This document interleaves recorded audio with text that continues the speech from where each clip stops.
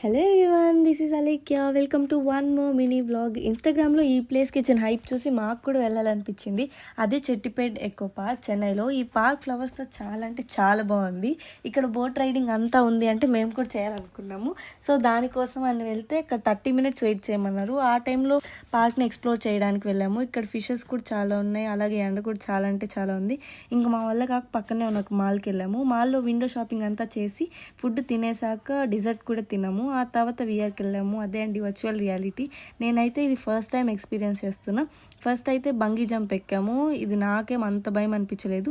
తర్వాత 360 degrees roller coaster ఎక్కాము. ఇది 360 degrees తిరిగినప్పుడు అయితే నాకు మినీ హార్ట్ అటాక్స్ వచ్చినట్లయింది. Overall it was a fun experience.